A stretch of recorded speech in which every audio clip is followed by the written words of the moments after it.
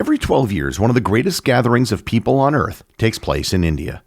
As many as 100 million people will converge on the banks of sacred rivers to engage in one of the most important rites in the Hindu religion.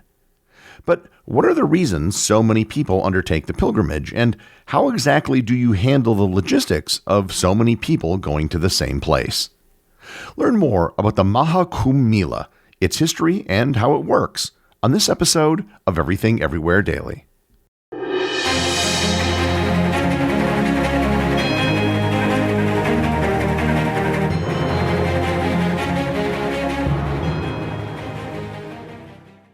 This episode is sponsored by Mint Mobile. One of the things I've noticed traveling around the world is how much more expensive American mobile phone plans are. In most countries I've visited, data and phone plans were very affordable. In the US, they tend to be really expensive. Mint Mobile has solved that problem by offering some of the most affordable mobile plans that you can find. All Mint Mobile wireless plans are $15 a month when you purchase a 3-month plan. Mint Mobile's secret is that they sell wireless services online. They don't have retail stores or salespeople. Moving to Mint Mobile is super easy. They use the same cell towers and networks as major carriers, and you can use your current phone and phone number. To get this new customer offer and your new 3-month unlimited wireless plan for just $15 a month, go to mintmobile.com/EED. That's mintmobile.com/EED. Cut your wireless bill to $15 a month at mintmobile.com/EED. $45 upfront payment required, equivalent to $15 a month. New customers on first 3-month plan only. Speed slower above 40 gigabit on unlimited plan. Additional tax, fees, and restrictions apply. See Mint Mobile for details. Head to Whole Foods Market to jumpstart your January during our New Year boosting event with savings on feel-good favorites store-wide. Save on organic picks, wellness staples, and more all month long.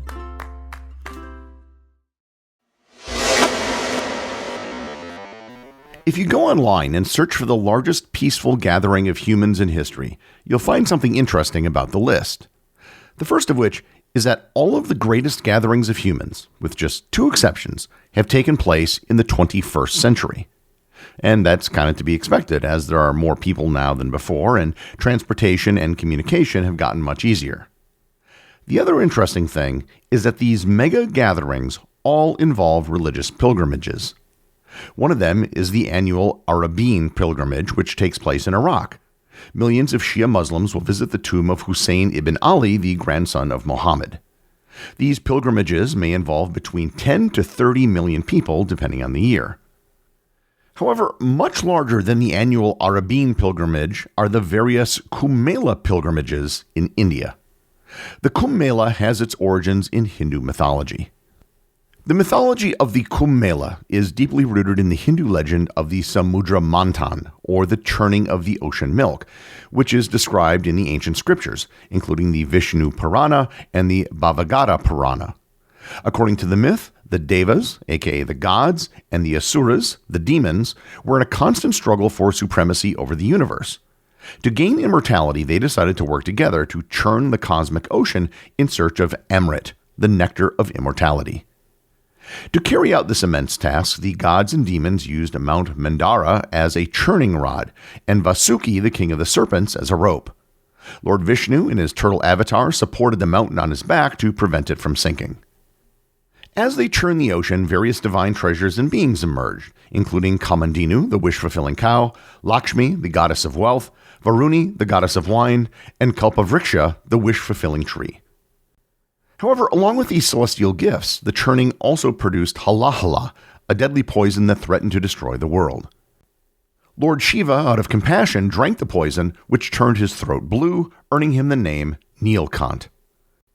After much effort, Dhanvantari, the divine physician, finally emerged holding the sacred kumbh, or pot of Amrit. Seeing this, the Asuras attempted to seize the nectar for themselves, leading to a fierce battle between the gods and demons. Fearing that the demons would consume the Amrit and become invincible, Vishnu took the form of Mohini, a celestial enchantress of unparalleled beauty. She tricked the demons into allowing her to distribute the nectar, but instead she ensured that only the gods received it. During the battle, a few drops of nectar spilled from the pot and fell onto 4 locations on Earth. They were near the cities of Prayagraj, Haridwar, Ujjain, and Nashik. These places became sacred pilgrimage sites, and it's believed that during certain celestial alignments, the rivers at these locations are imbued with the purifying essence of the nectar. Bathing in these waters during the Kumbh Mela is believed to cleanse one's sins and grant salvation or liberation from the cycle of birth and death. So, that's the religious story behind the tradition. The implementation of the Kumbh Mela pilgrimages actually works on a cycle that repeats over a series of years. The Magh Mela, also known as the Mini Kumbh, is an annual event that takes place in Prayagraj. The Ardh Kumbh Mela takes place every 6 years in Prayagraj and in Haridwar. Every 12 years, the Purna Kumbh Mela alternates between the 4 locations. And then every 144 years, there is a Grand Kumbh Mela, also known as the Maha Kumbh Mela. The last Maha Kumbh Mela took place in 2013. The Maha Kumbh Mela only takes place in Prayagraj in the state of Uttar Pradesh. And there's a bit of confusion because the 2025 Kumbh Mela is being called the Maha Kumbh Mela, the same as the 2013 Kumbh Mela. While technically this shouldn't happen again until the year 2157, there are some issues. No one's really sure when the 144-year cycle started. It's been lost to history. However, in 2025, the astrological alignment is particularly fortuitous. In fact, it hasn't been this good in 144 years. This exceptional event is marked by the simultaneous presence of Jupiter and the Sun in the zodiac sign Aquarius. In Vedic astrology, Jupiter symbolizes wisdom and spiritual growth, while the Sun represents vitality and the soul. Their conjunction in Aquarius, a sign associated with innovation and collective consciousness, is believed to create a powerful spiritual atmosphere conducive to enlightenment and purification. This unique planetary configuration is considered highly auspicious, offering devotees an extraordinary opportunity for spiritual renewal and self-realization. The alignment is sought to amplify the benefits of participating in the festival's rituals. What makes the Kumbh Mela pilgrimage special, and why I'm doing an episode on it, is the sheer number of people that participate. In 2019, the Ardh Kumbh Mela drew 240 million people. That's 72% of the entire population of the United States, all converging in one place at the city of Prayagraj in the span of a few weeks, with 50 million people there on its busiest day. The 2025 Maha Kumbh Mela, which takes place from January 13th to February 26th, is estimated to draw 300 to 400 million people, making it by far the largest gathering of humans in world history. In fact, you don't have to go back that many centuries to a point where 400 million people would be the entirety of the Earth's human population. For many devotees, attending the Kumbh Mela is a once-in-a-lifetime event. Preparation begins months and sometimes years in advance. One of the important decisions is which day of the festival you wish to arrive to take the ceremonial bath in the river. Most pilgrims travel by train, bus, or on foot, and in some cases by bicycle or cart.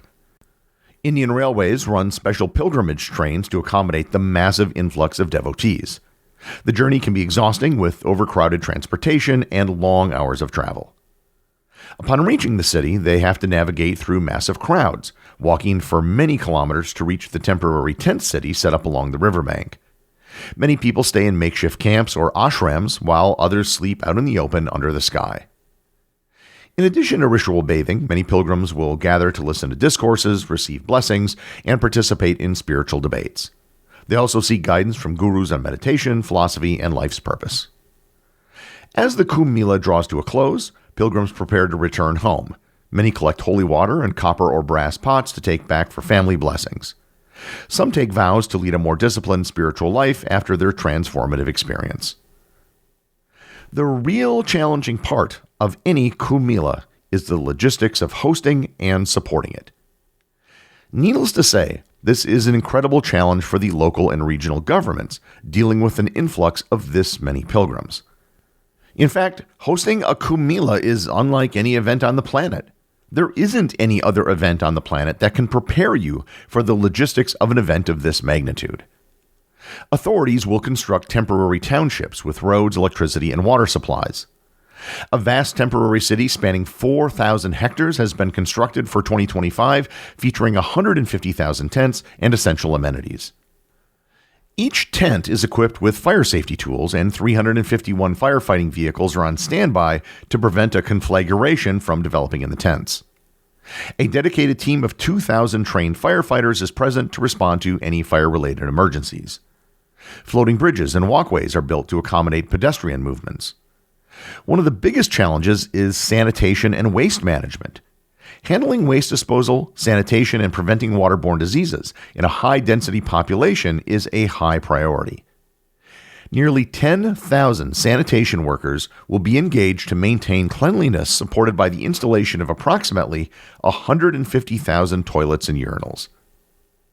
There is another problem that is unique to the Kumbh Mela, which has occurred many times in the past: stampedes. The 1954 Kumbh Mela was India's first major gathering after independence, attended by an estimated 5 million people. A temporary bridge collapsed due to overcrowding, causing massive panic. Thousands of pilgrims rushed towards the riverbanks, leading to a chaotic stampede, killing over 800 people. In 1986, overcrowding on a narrow bridge caused a collapse, triggering panic and trampling, leading to the deaths of 50 pilgrims. And in 2003, a similar event resulted in 39 dead and over 125 injured, mostly elderly pilgrims. These past tragedies have resulted in improved zoning and crowd control measures, such as dividing the venue into sectors with limited entry. Real-time surveillance with drones and closed-circuit television monitoring has been adopted so authorities can see what's going on with the millions of attendees. And of course, thousands of police personnel are deployed during the festival for traffic and crowd control. The Maha Kumbh Mela is unlike any event on the planet. The sheer scale of the number of people who attend isn't even approached by any other event by a full order of magnitude. So, if you should happen to see footage of this gathering, remember that it isn't just a spiritual journey for millions of people, but also an incredible feat of logistics and organization. The executive producer of Everything Everywhere Daily is Charles Daniel. The associate producers are Benji Long and Cameron Kieffer. I want to give a big shout out to everyone who supports the show over on Patreon, including the show's producers. Your support helps me put out a show every single day. And also, Patreon is currently the only place where Everything Everywhere Daily merchandise is available to the top tier of supporters. If you'd like to talk to other listeners of the show and members of the Completionist Club, you can join the Everything Everywhere Daily Facebook group or Discord server. Links to everything are in the show notes.